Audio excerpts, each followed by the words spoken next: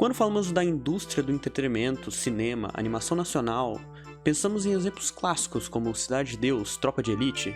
São filmes bons, mas a qualidade em geral da indústria é notável, considerando a falta de investimento e de valorização. E quando é para produzir um filme nacional, apenas 2 tópicos são carros-chefes para isso: uma história real ou então um crime. Tiroteio, entrar na favela, pegar os caboclos. O que me fez idealizar o conceito desse vídeo foi uma conversa num grupo de amigos, em que a gente estava comentando sobre a indústria e uma coisa ficou muito nítida.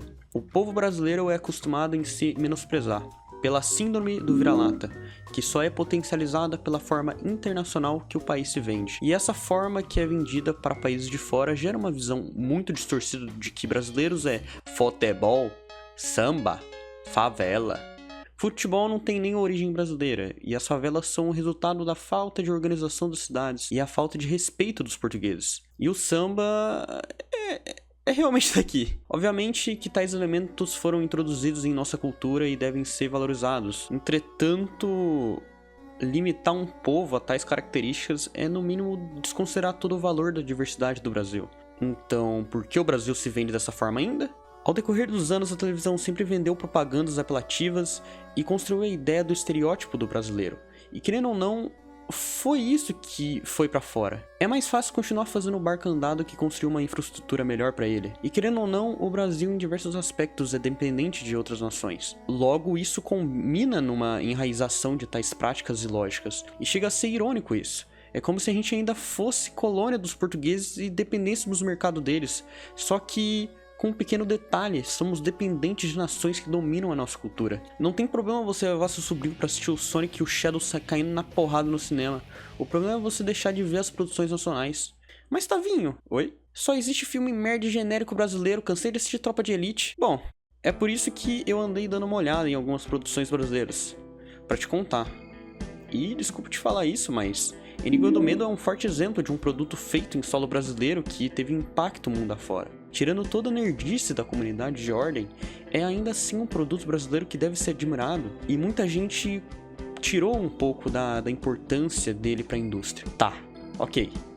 Eu vou dar uns exemplos de coisas que eu acabei encontrando, então não se limita muito a isso. E possivelmente você pode conhecer algumas delas, mas eu particularmente não fazia a menor ideia da existência.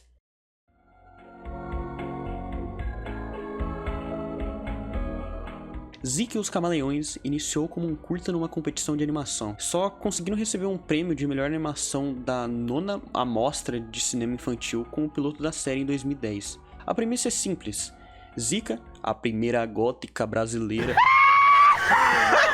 é uma adolescente de 14 anos que é alternativa e que tem que lidar com questões que todo jovem passa: a transição da infância para a adolescência.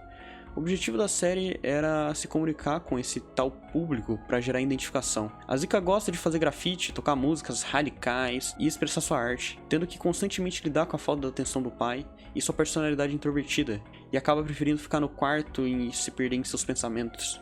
Além dela, os Camaleões têm uma função essencial no desenvolvimento da personagem, representando a divisão da mente de um ser. Eu tentei relacionar de alguma forma suas cores com algum significado, mas a única coisa que eu cheguei foi no conceito do ID, ego e o superego desenvolvido pelo Freud. Eu realmente não tenho certeza se foi intenção, mas eu tentei conectar as coisas, porque cada um dos camaleões tem formas de pensar distintas. O Caco, o Kermit, acaba representando bem a personalidade da personagem e sendo a base da psique, se enquadrando no ego, por se tratar justamente do centro da personalidade. Alfredo é o que mais aparenta ceder aos prazeres, logo sendo o ID, que é responsável por nossos desejos, pulsões e instintos voltados à satisfação. E Zé, que atua de forma mais racional, que controla os 2 outros camaleões, sendo então o superego, tendo a função de guiar o ego até o que seria moralmente aceito e mais correto. Os episódios possuem uma progressão genuinamente divertida e um enredo que te levam a aprender algo. O mais icônico são os finais de episódios, que sempre tem uma música sobre o enredo do tema abordado,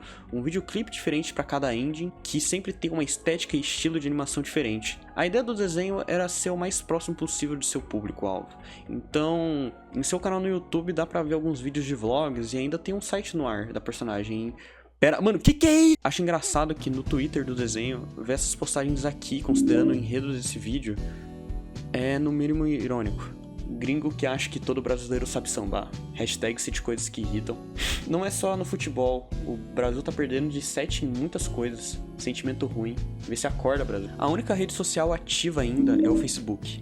E a última postagem faz referência a apoiar as animações brasileiras. As animações têm um papel essencial no desenvolvimento das crianças, oferecendo mais do que apenas entretenimento. Através de histórias cativantes e personagens memoráveis, elas transmitem lições valiosas sobre amizade, empatia e cooperação, preparando as crianças para interações sociais saudáveis na vida adulta. E nos bastidores, movimenta diversos profissionais, impactando no crescimento da indústria criativa.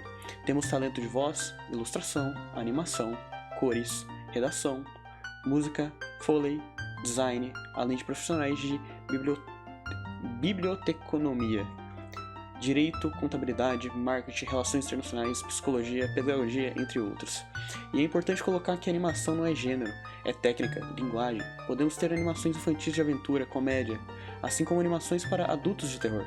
Comédia, romance, guerra, etc. A animação brasileira é show. Assista, acompanhe e compartilhe animações brasileiras. Que fofo, velho.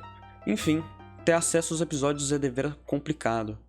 E a maioria dos uploads são pequenos trechos da série ou só o primeiro episódio. Então, pra eu ver todos os episódios, tive que confiar em um usuário suspeito do Reddit. E no fim, minha honesta opinião sobre essa série é que ela é boa. Me diverti muito assistindo a Zika e a forma como ela enxerga o mundo. E realmente ela representa muita gente que acaba tendo apreço pela arte e que se sente desconexa da realidade, por não se sentir incluso. Acho que a grande mensagem da série é aceitar suas diferenças e, principalmente, ter calma nesta fase de transição. Esqueci de citar, no site também tem algumas artes de fãs e eu achei muito bonitinho, porque tem murais de escola com os desenhos da Zika. Eu não fazia ideia da existência desse desenho. E apesar das curtidas no Facebook forem só de 30, ou então as postagens no Twitter serem poucas e, não são atualizadas atualmente, eu ainda acho que o legado dessa série ainda se mantém vivo. E a sua importância para a indústria ainda mais.